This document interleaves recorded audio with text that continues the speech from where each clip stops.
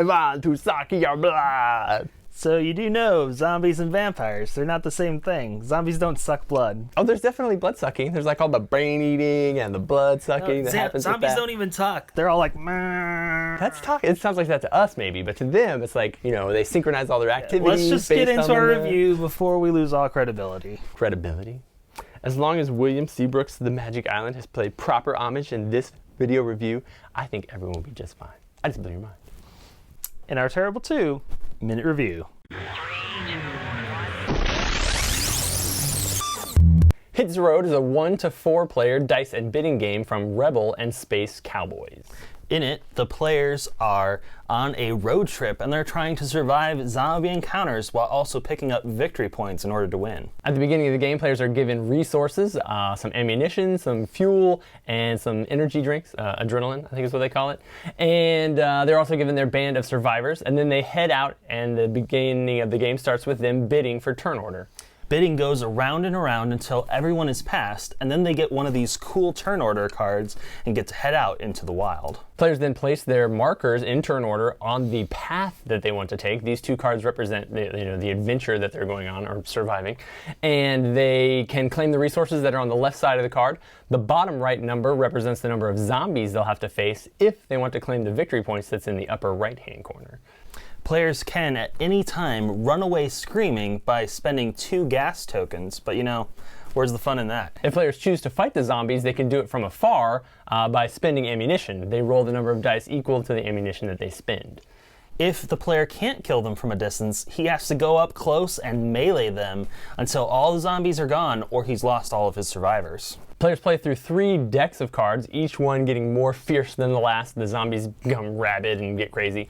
If they survive that, then the players to survive at the end and have the most victory points win the game. Ryan, tell us what you think about the mechanic. Well, the mechanic is basically a bidding game, and that's just something I'm not very good at, because the whole time you've got these resources in your tokens and you have to decide when you're going to use those. Do you use them on the bidding so that you can go first and get a better path with fewer zombies, or do you hold on to those resources so that you can face one of the harder paths, face more zombies but get more victory points or something? Or do you hold on to some of those tokens for later, because in the dice rolling, things get shaken up as well, because you might roll, say, this crosshair with the lightning bolt symbol, and then the lightning bolt lets you spend an additional adrenaline token to kill an additional zombie, but maybe you want to save that adrenaline token for when one of your survivors gets bitten so that you can keep that person alive. It's a lot of fun decision making, and it's a pretty cool mechanic theme. So I super enjoy the theme on this one. They did a really great job of putting it in this like post-apocalyptic world where they've recycled everything from like the 50s, which is pretty funny. So all the playing cards, you can like see the playing card underneath that they've written on. Like old board games kind of pop up in the game. I love that there's like the key to the Volkswagen bus or whatever that marks off a level once one of the players is eliminated. The bottle caps are really cool. One of the things that's nice about this game is that it's kind of more of a family-friendly zombie game, if such a thing exists. Because the artwork is a little more tame. Like there's a lot of cards that you venture into, and they're pretty intense, but they're not like bloodthirsty zombies. They're more like scenery that's, you know, war-torn and stuff. So overall, I really like it. I like that it's like the idea of an old game that they've marked out and remade. The instruction manual is also very cool. So they really nailed this one on the theme, replayability. Well, I think this game is very replayable because of what you'd said. It is family friendly and pretty easy to pick up. So it's not one of those heavier games that you're like, I don't know if I want to play this right now. And then another thing that lends to its replayability is the fact that the route cards are dealt out randomly. So you're never really going to have the same routes that you're going to have to choose between in a different game. Enjoyability.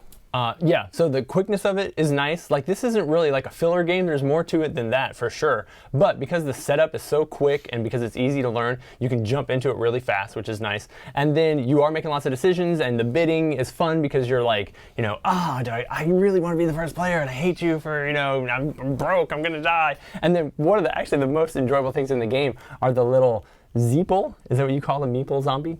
Probably. Trademark, Tantrum House, 2016. They're hilarious things. You know, you're rolling against them, so there's nice components that you're having fun with, and I think it's a lot of fun to play. Tantrum House gives Hit the Road 2 thumbs up.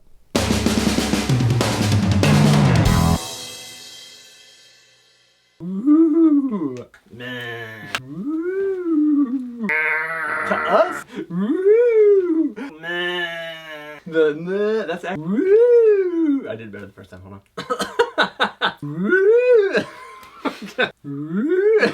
That's so hard to do after you start laughing.